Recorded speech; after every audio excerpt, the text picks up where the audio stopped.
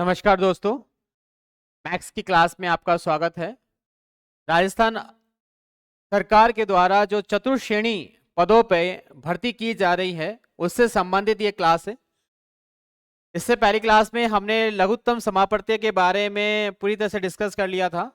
आज हम देखेंगे महत्तम समापवर्ती। ठीक है, तो महत्तम समापवर्ती के बारे में बात करेंगे कि महत्तम समापवर्ती होता क्या है और उसको कैसे निकाला जाता है। ठीक है, देखिए, जो लघुत्तम समापवर्ती है जिसमें हमने देखा वह छोटी से छोटी संख्या जो दी गई संख्या से पूरी तरह से विभाजित हो जाए वह लघुत्तम समापवर्ती है। और महत्तम समापवर्ती बिल्कुल इसके अपोजिट होता है, इसके उल्टा। वह बड़ी से बड़ी संख्या जो दी गई संख्या से पूरी तरह से विभाजित हो जाए उसे ही महत्तम समापवर्ती कहा जाता है। ठीक है, देखिएगा, बड़े ही शानदार ट्रिक से, बड़े ही आसानी से मैं आज आपको महत्तम समापवर्ती बताने जा रहा हूं। महत्तम महत्तम समापवर्ती, महत्तम समापवर्ती, महत्तम समापवर्ती जो है हम आज ये देखने जा रहे हैं। ठीक है, बहुत आसान होता है महत्तम समापवर्ती भी। जिस तरह से हमने लघुत्तम समापवर्ती निकाला है इसी तरह से महत्तम समापवर्ती लिखेंगे। इसे शॉर्ट में बोला जाता है मतलब कि मैक्सिमम कॉमन जो फैक्टर बोल सकते हो आप इसको, या मैक्सिमम जो है, या हाईएस्ट कॉमन फैक्टर आप इसको बोल सकते हो। शॉर्ट में इसको मैथ से बोला जाता है, शॉर्ट में से इसे बोला जाता है maximum, sorry high LCM, HCM बोला जाता है, एचसीएम। ठीक है, जिस तरह से एलसीएम होता है, एलसीएम लोएस्ट कॉमन फैक्टर, इसी तरह से ये होता है एचसीएम हाईएस्ट कॉमन फैक्टर, या इसे ही बोला जाता है मैथ से, इसे ही बोला जाता है मैथ से। यह क्या होता है एक बार लिख लीजिएगा शब्दों में। वह बड़ी से वह बड़ी से बड़ी संख्या, वह बड़ी से बड़ी संख्या, बड़ी संख्या जो दी गई जो दी गई संख्या दी गई संख्या से दी गई संख्या से पूरी तरह दी गई संख्या से पूरी तरह विभाजित हो जाए, पूरी तरह विभाजित हो जाए, उसे ही महत्तम समापवर्ती के नाम से जाना जाता है, उसे ही महत्तम समापवर्ती के नाम से जाना जाता है। ठीक है, महत्तम समापवर्ती लघुत्तम समापवर्ती के जैसा ही है, बस उसके अपोजिट डायरेक्शन में है। जैसे हमें अगर 10 का 10 का नहीं, हमें चलिए 8 का वो लिख देते हैं। 8 का अगर हमें एलसीएम निकालना है तो हम इस तरह से निकालते हैं, दो चौक 4 और 2 दूनी 4 और 2 एकम 2। तो इसमें सबसे छोटी संख्या कौन सी आ गई? 2 आ गई। अगर इसमें एलसीएम की बात की जाए, तो एलसीएम कितना आया? इसमें 2 आया। एलसीएम कितना आया? 2, क्योंकि 8 में 8 जो है 2 से डिवाइड होगा, 8 4 से भाग जाएगा, और 8 का किससे भाग जाएगा? 8 में खुद से जाएगा। तो एलसीएम में तो हमने देखा सबसे छोटा नंबर, लेकिन जब बात करें हम एचसीएम की, हाईएस्ट लोअर फैक्टर के बारे में बात की जाए, ठीक है, एचसीएफ के बारे में, एचसीएफ होता है ये होता है एचसीएफ बोलते हैं इसको, हाईएस्ट कॉमन फैक्टर के बारे में बोलते हैं। तो इसमें आप देखिए कौन सा सबसे बड़ा नंबर है जिससे 8 विभाजित हो जाएगा, तो वो कौन सा होगा? 8। तो इसका एचसीएफ क्या होगा? वो 8 होगा। क्या होगा? 8 होगा। क्यों? 8 का भाग 2 से जाएगा लेकिन ये लोएस्ट है, 8 का भाग 8 में 4 से जाएगा लेकिन ये नहीं हो सकता।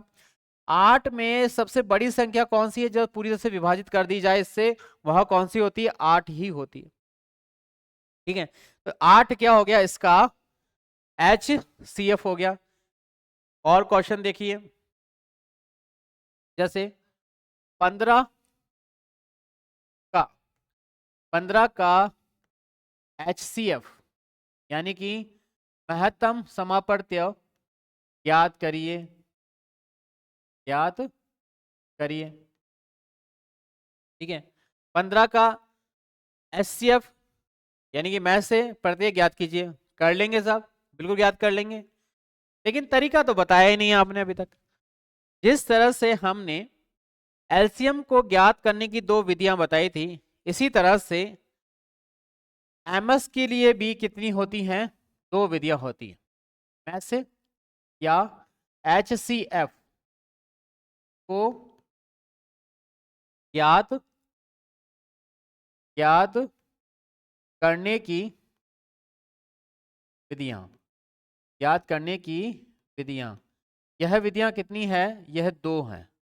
पहली वही जो एलसीएम ज्ञात करने की आती है, गुणनखंड विधि, और दूसरी भाग विधि। दूसरी कौन सी हो गई? भाग विधि। बस याद इतना सा रखना है, जहां एलसीएम में हम सबसे छोटी संख्या को ढूंढ रहे थे, अब यहां हम सबसे बड़ी संख्या को सर्च करेंगे, फाइंड आउट करेंगे। जैसे अब 15 है, तो 15 को हम पहली विधि से भाग गुणनखंड विधि से निकालते हैं। तो 15 में 15 यानी 2 इंटू 2 4 होते हैं, लेकिन 4 को मैं किसी से भी गुणा करूं 15 नहीं आएगा।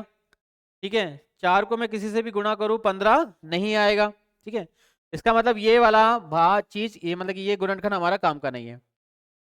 3 इंटू 5, 3 इंटू जो 5 है, यह इसके गुणनखंड है। लेकिन इस गुणनखंड में सबसे बड़ा कौन सा है? इस गुणनखंड में बड़ा कौन है? 5 है। इस गुणनखंड में बड़ा कौन है? 5 है। लेकिन अगर आप देखे जाएं तो 15 का गुणनखंड का एलसीएम क्या होगा? खुद 15 होगा, खुद 15 होगा, क्योंकि 15 सबसे बड़ी ऐसी संख्या है जिससे 15 खुद विभाजित हो सकता है। समझ आया? फिर से देखिएगा, जैसे बात की जाए कि 14 है, 14 14, इसका जो हमें ज्ञात करना है, एलसीएफ ज्ञात करना है, एचसीएफ है ना। 14 2 से विभाजित होता है? हाँ होता है। 7 से होता है? हाँ होता है। ठीक है, 4 से नहीं होता, 3 से नहीं होता है। तो इसका एचसीएफ क्या होगा फिर? क्या इसका एचसीएफ 14 होगा? नहीं, इसका एचसीएफ क्या होगा? 7 होगा। इसका एचसीएफ क्या हो जाएगा? 7 हो जाएगा, क्योंकि 7 बड़ी अंक संख्या है। जिस तरह से हमने यहां देखा 5 है, इसी तरह से जो 7 है वो इसका क्या हो जाएगा? HCF हो जाएगा।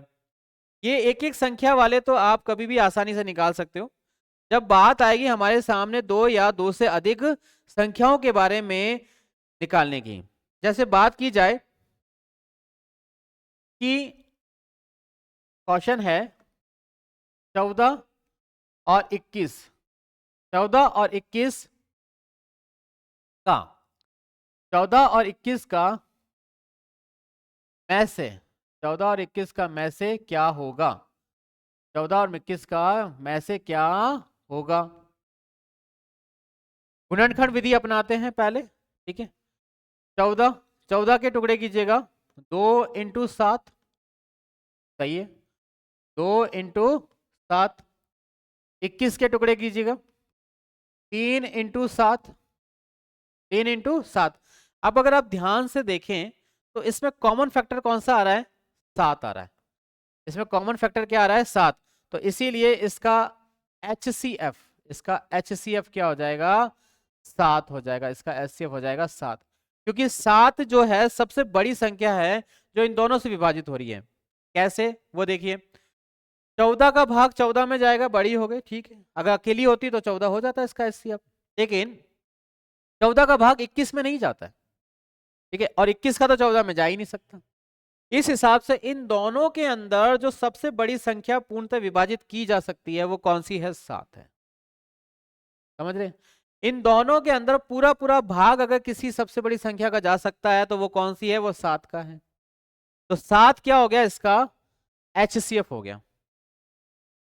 सात क्या हो गया इसका HCF होगा। लेकिन अगर इसका एलसीएम की बात करते तो एलसीएम भी इसका यही होता, क्योंकि 21 के अंदर 2 का नहीं जाता, इनको पूरा मल्टीप्लाई करते तब जाके हमारे पास आंसर निकल के आता। 2 इंटू 3 इंटू 7 तब जाके हमारा निकलता। एनीवे अगला देखते हैं, इसी को मैं आगे बढ़ाता हूं। अगर अंक जो है आपके पास 2 की जगह 3 दिए हो तो 2 14 14 21 और 28 दे दिया जाए तो 14 21 और 28। ठीक है, देखिए 14 के फिर हमने गुणनखंड करे कौन कौन से, 2 इंटू 7।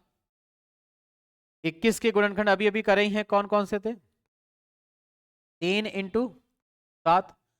28 के गुणनखंड करते हैं, क्या होगा, 4 इंटू 7, यही होगा 4 इंटू 7। इस 4 के भी टुकड़े हो सकते हैं होने को तो, ठीक है, कैसे, 2 इंटू 2 इंटू 7, यही तो हुआ। ठीक है, लेकिन इन सब में जो सबसे कॉमन आपको नजर आ रही है, जो सबसे कॉमन अंक नजर आ रहा है वो कौन कौन सा है, वो 7 है। इसीलिए इसका HCF क्या होगा, 7 होगा। इसका HCF क्या होगा, 7 होगा, क्योंकि 7 जो है एक कॉमन अंक है। एलसीएम में भी यही चीज लागू होती है और HCF में भी ये चीज लागू हो जाती है। जिन संख्या में या दो से अधिक संख्याएं दी गई हों और उन संख्या में जो सबसे बड़ी संख्या जो कॉमन होगी वही उसका क्या होगा, HCF होगा। ये तो विधि थी हमारे सामने, कौन सी, गुणनखंड वाली विधि। अब बात करते हैं हम लोग भाग विधि से। जैसे कि आपको पता ही है, मैंने आपको पहले भी बोला था कि एलसीएम याद करने के लिए भाग विधि अच्छी मानी जाती है और HCM को HCM के लिए भी अच्छी मानी जाती है। तो भाग विधि की बात करते हैं, भाग विधि। भाग विधि, अब भाग विधि में जो संख्या हम ले रहे थे वही संख्या हम लेंगे और देखेंगे कि कैसे आ रहा। जैसे जैसे पहले संख्या हमने ली थी भाग में कि 15 का जो है भाग विधि से 15 का HCF याद कीजिए, महत्तम समापवर्त्य याद कीजिए भाग विधि से। तो ये लिखा हमने 15 और इसका दिया हमने भाग। 15 में 3 का भाग जाएगा, छोटे से स्टार्ट करते हैं, 5 बार। फिर 3 का 5 में नहीं जाएगा, फिर क्या लाना पड़ेगा, 5 का जाएगा तो पूरी बार चला जाएगा। अब इन दोनों में सबसे बड़ी संख्या कौन सी होगी जिसका भाग 15 में जा रहा है, तो वो कौन सी होगी, 5 होगी। ठीक है, तो इस 15 का वही एलसीएम HCF आया हमारे सामने, जो पहले आया था वो कौन सा था, 5। कौन सा था, 5। ठीक है, इसी तरह से हमने देखा दो संख्याओं के बारे में भी देखा, जैसे 14 और 21 के बारे में देखा। देखिएगा 14 और 21 के बारे में, 14 और 21 का HCF, 14 और 21 का HCF 14, 14 21 का HCF। ठीक है, अब यहाँ पे देखा हमने 2 का भाग 7 में चला गया लेकिन 21 में नहीं गया। फिर 7 का भाग इसमें चला गया, और सॉरी 3 का भाग देते, 3 का भाग 7 में नहीं गया लेकिन 3 में चला, इसमें चला गया 21 में, और इसके बाद 7 से देते 1 और 1। अब 2 इंटू 3 इंटू 7, वही गुणनखंड निकल के आ गए। और इसका जो HCF आया वो कौन सा आया, 7 आया। 7 जो है का पूरा भाग 14 में भी जाएगा और 21 में भी जाएगा। समझ आ रहा है यहां से। तो ये जो बड़ी संख्या होती है जिससे भाग पूरी तरह से विभाजित हो जाए, वही उस संख्या का HCF यानी कि महत्तम समापवर्त्य होता है। अब इस महत्तम समापवर्त्य की इन दोनों विधियों के बाद एक और क्वेश्चन करते हैं जो थोड़ा सा बड़ा हो। जैसे कि क्वेश्चन है हमारे सामने 14, 21, 28 का भाग विधि से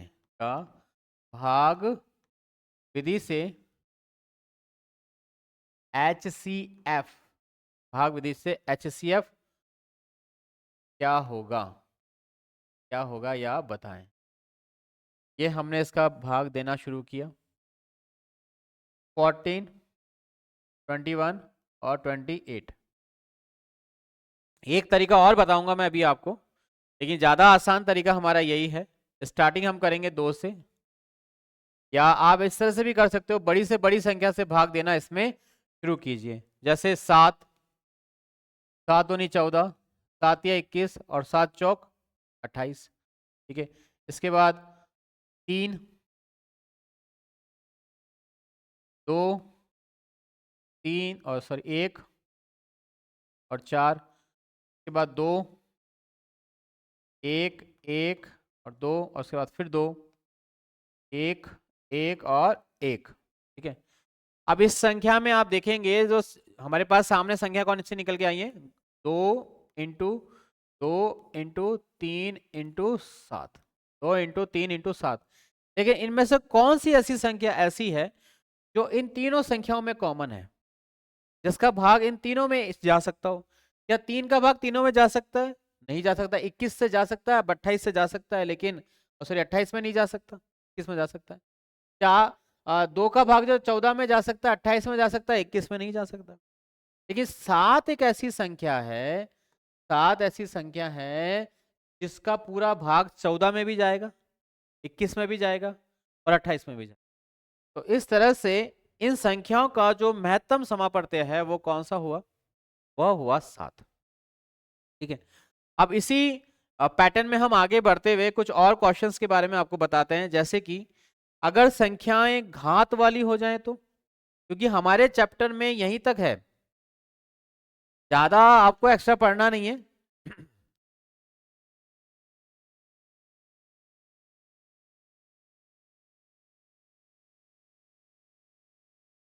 इसके अलावा फिर भी मैं आपको बहुत सारे क्वेश्चंस कराने वाला हूं, जो लास्ट में आपके लिए एक टेस्ट सीरीज भी यहाँ पे कराई जाएगी, जो इस एग्जाम्स के पॉइंट ऑफ व्यू से होगी। 25 क्वेश्चन मैथ्स के होंगे और 25 के 25 क्वेश्चन आपको इसमें देखने को मिलेंगे। लगातार आप पढ़ते रहिए। ठीक है, अगर संख्याओं में जो घात हैं तो वही चीज हम इस पे लागू हो जाएंगे, लेकिन एलसीएम में हम क्या करते थे, जब आधार समान हो, घातें समान हो चाहे कुछ भी हो, तो बड़ी घात वाले को ही हम उसका एलसीएम बना देते थे। और अगर आधार समान ना हो, घातें समान हो चाहे असमान हो, तो हम उन का गुणनखंड विधि से एलसीएम निकालते थे। लेकिन एचसीएफ में ऐसा नहीं है। एचसीएफ में यह है, अगर आधार समान है तो सबसे छोटी घात वाली जो होगी वही उसका क्या होगा, एचसीएफ होगा। ये उसकी ट्रिक है दोस्तों, जो मैं आपको बता रहा हूं। लिखिएगा, इसके अंदर लिखिएगा कि यदि दी गई यदि दी गई यदि दी गई संख्याओं यदि दी गई संख्याओं में आधार दी गई संख्याओं में आधार समान और घात असमान हो हो हो तो उभयनिष्ठ है निष्ठ। उभयनिष्ठ यानी कॉमन घात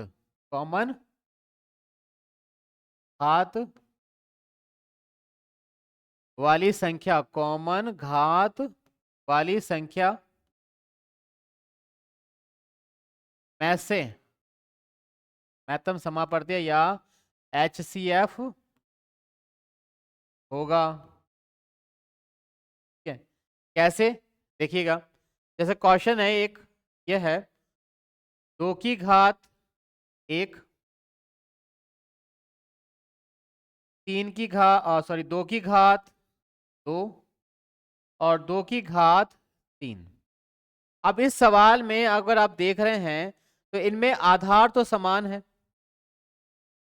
ठीक है, इसमें आधार तो समान है, लेकिन जो घातें हैं वो अलग अलग हैं।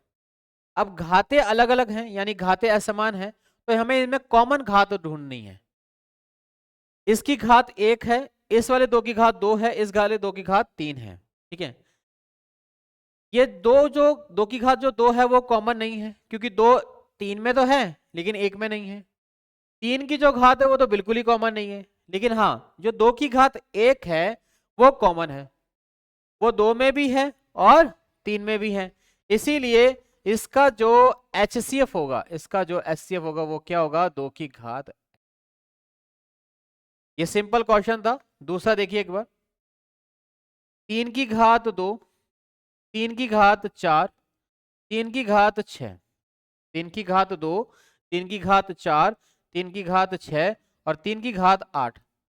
अब आप देखिए इसमें कॉमन घात कौन सी है, तो देखेंगे 3 की घात जो है वो यहाँ पे भी आ रही है, 3 की घात 4 के अंदर आएगा, 3 की घात 6 में भी आ रही है, 3 की घात 8 में भी आ रहा है। तो इसका जो HCF होगा वो होगा 3 की घात 2, यानी जब हम इसको सॉल्व करेंगे तो वो यह आएगा और ये हो जाएगा 9। यही इसका क्या होगा, आंसर होगा। यही इसका क्या होगा, आंसर होगा। चुटकियों में आप इसका आंसर निकाल सकते हैं, ज्यादा मुश्किल बिल्कुल भी नहीं है, ठीक है, आसान है। एक सवाल आप और कीजिएगा। 4 की घात 18, हाँ 4 की घात 3, 4 की घात 2, 4 की घात 5 और 4 की घात 6। अब इसका जो HCF होगा वह क्या होगा, इसका HCF क्या होगा। सबसे पहले तो आपको वो देखना है कि इनमें आधार समान है या नहीं है। आधार सब में समान है, सब में 4 है। पावर जो है, घात जो है सबकी अलग अलग। अब इसमें उस पावर को ढूंढना है, उस अंक को ढूंढना है जो सभी पावर में छुपा हुआ हो। 5 6 में तो आता है लेकिन 3 में नहीं आता, 3 5 में आता है, 6 में आता है लेकिन 2 में नहीं आता है।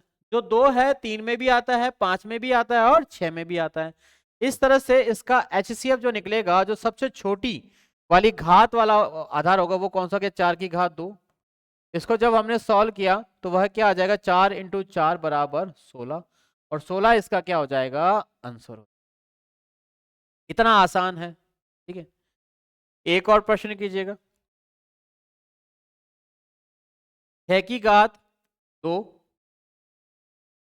और तो 6 की घात 12, 6 की घात 6, 6 की घात 18, 6 की घात 3, 6 की घात 10 और 6 की घात 2, 6 की घात 6 की घात 2। बताइए इसमें से इसका HCF कौन सा होगा। HCF में वही हमें कॉमन फैक्टर देखना है, लेकिन सबसे पहले हमें चेक करना है आधार। हाँ भाई आधार बिल्कुल सेम है, आधार सभी संख्याओं का क्या है, समान है, 6 6 ही है, लेकिन घातें अलग अलग है। अब इसमें सबसे कॉमन घात कौन सी दिखाई दे रही है, वो आपको घात दिखाई दे रही है 6 की घात 2। तो सॉल्व किया, 6 इंटू 6 बराबर 36 और यही इसका क्या हो गया है, आंसर। LCM निकालना जितना आसान है HCF निकालना भी उतना ही आसान है, मुश्किल नहीं है। लेकिन अब ये तो प्रश्न इजी था क्योंकि आधार समान थे और घातें अलग थी, लेकिन अगर यही जो चीज है इस तरह से आ जाए आपके सामने तो क्या करेंगे आप। 2 की घात 3, 3 की घात 2, 4 की घात 1, तब क्या करेंगे। इस दौरान जो है आपको गुणनखंड विधि का ही सहारा लेना पड़ेगा। अगर इनकी जो घातें हैं वो असमान निकली, अगर इनकी घातें जो हैं असमान निकली तो आपको इनको गुणनखंड विधि से ही काम में लेना पड़ेगा। वह क्या होता है, 1 इंटू 2 की घात 3 और 3 इंटू 1 इंटू 3 की घात 2 और एक होगा 1 इंटू 1 गुना 4 की घात 1। और इसमें जो कॉमन चीज निकल के आएगी वो कौन सी घात निकल के आएगी, 1 निकल के। तो इसका आंसर होगा, अभिष्ट जो आंसर होगा वही यही होगा आंसर। वैसे यहां तक आएंगे नहीं एग्जाम में क्वेश्चंस, ये नहीं पूछे जाएंगे। आपके घात वाले जो पॉजिटिव क्वेश्चंस हैं वो यहीं से आपसे सॉल्व हो जाएंगे। जहां तक हमारे कोशिश है वो सारी हम आपको करा रहे हैं, और जो समझ में आए जिससे आप क्वेश्चन गलत नहीं करें वही तरीके हम आपको बता रहे हैं। औरों की तरह हम आपके साथ बाकी किसी चीजों पे डिस्कशन नहीं कर रहे हैं, ठीक है। अब अगला जो चैप्टर होगा उसमें हम मतलब इस वाले चैप्टर में ही देख रहे हैं अभी, और अब हम देखेंगे लैसे और मैसे और संख्याओं के से संबंधित कुछ ऐसे ट्रिक्स जो आपको आनी चाहिए, और उस पर जुड़े हुए कुछ सवाल। जैसे कि सबसे पहले लिखिएगा एक ट्रिक्स जो होगी, हमेशा याद रखना, पहले ये वाली ट्रिक आप लिख दीजिएगा, या पहले सवाल लिख दीजिए जिससे आपको इजी रहेगा। सवाल है दो संख्याओं का महत्तम, दो संख्याओं का, किन्हीं दो संख्याओं का, किन्हीं दो संख्याओं का लैसे और मैसे, एलसीएम और एचसीएफ, एलसीएम और एचसीएफ क्रमशः 12 व 396 है। आपको पता ही है 12 जो होता है एलसीएम यानी छोटी से छोटी संख्या है जिसका उसमें भाग जा रहा है, दोनों संख्याओं में, एक में नहीं दोनों संख्याओं। और 396 सबसे बड़ी संख्या है जिसका दोनों में भाग जा रहा है। यदि यदि एक संख्या, यदि एक संख्या 132 है हो तो दूसरी कौन सी, दूसरी ज्ञात करो, दूसरी ज्ञात करो। अब ऐसे प्रश्नों में आपको करना क्या है, ऐसे प्रश्नों में एक फॉर्मूला मैं आपके सामने लिख रहा हूं, उस फॉर्मूले को आप लिख दीजिए जिससे आपके लिए इजी रहेगा। क्या होता है फॉर्मूला? है पहली संख्या, पहली संख्या, दूसरी स्लाइड पे लिखिएगा फॉर्मूले जिससे इजी रहेगा। कुछ फॉर्मूले हैं, 4 फॉर्मूले हैं, याद रखिएगा, वो इसी से निकलेंगे। पहली संख्या इंटू गुणा दूसरी संख्या, दूसरी संख्या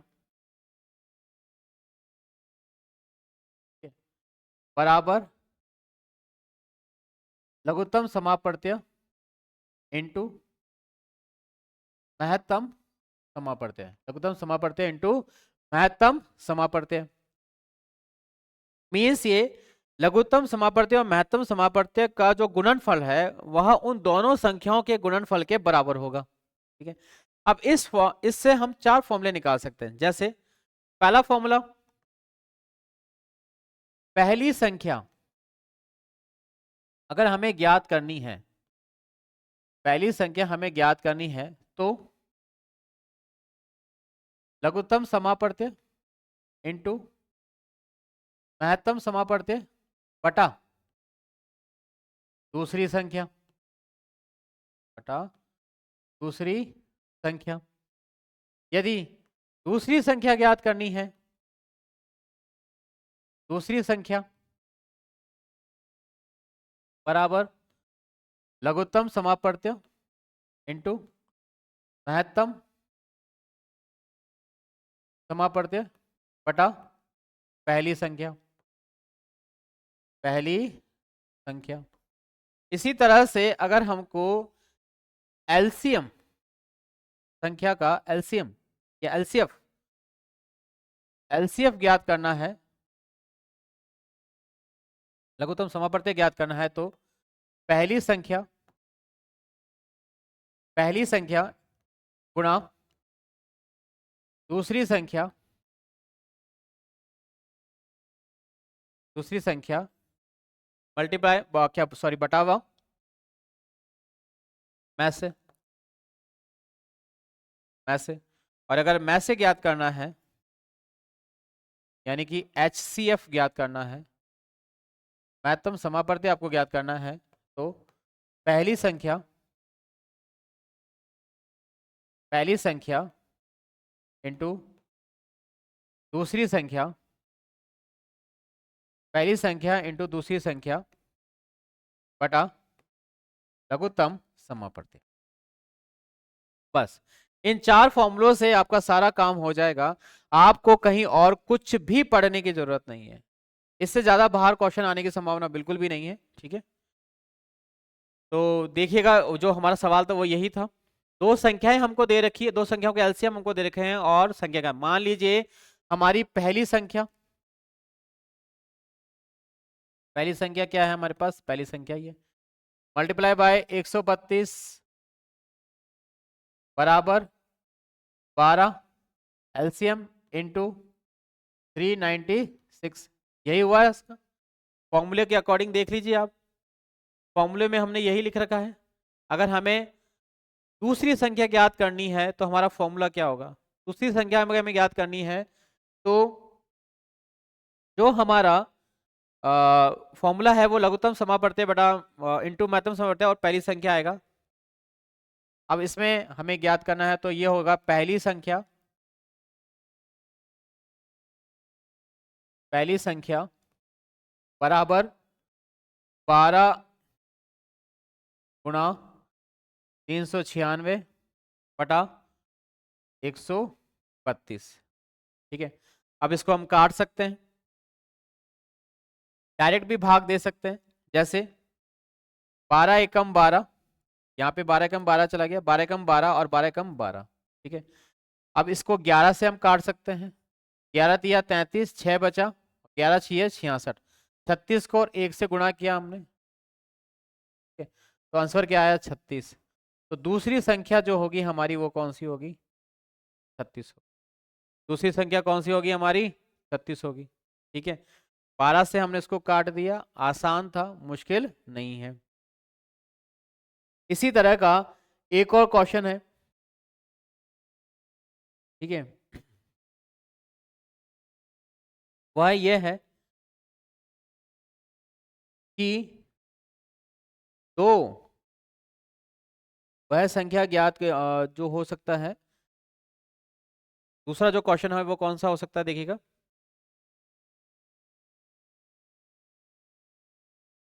किन्हीं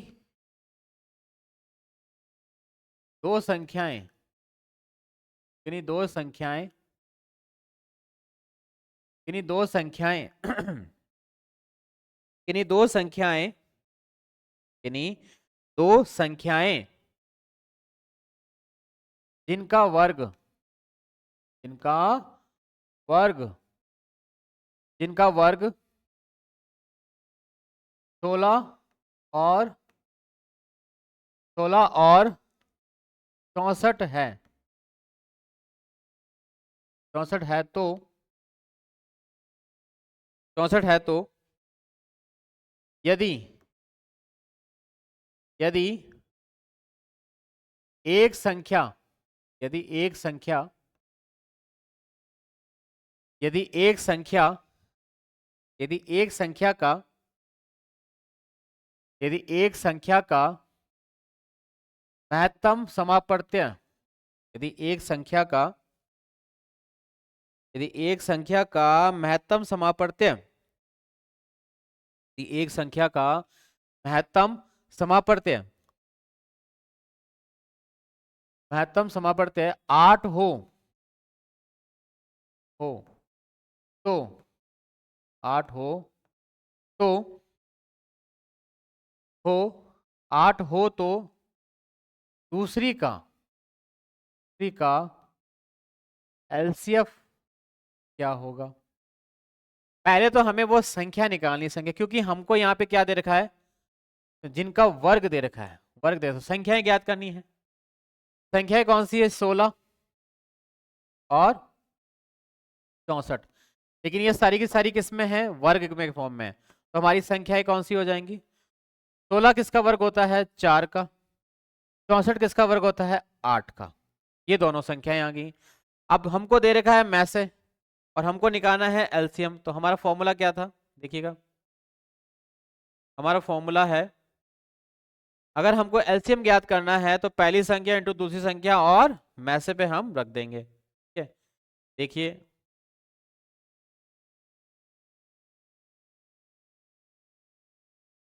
ये रहा, तो पहली संख्या आ गई हमारे सामने 4 इंटू 8, मैसे कितना है 8, मैसे कितना है 8।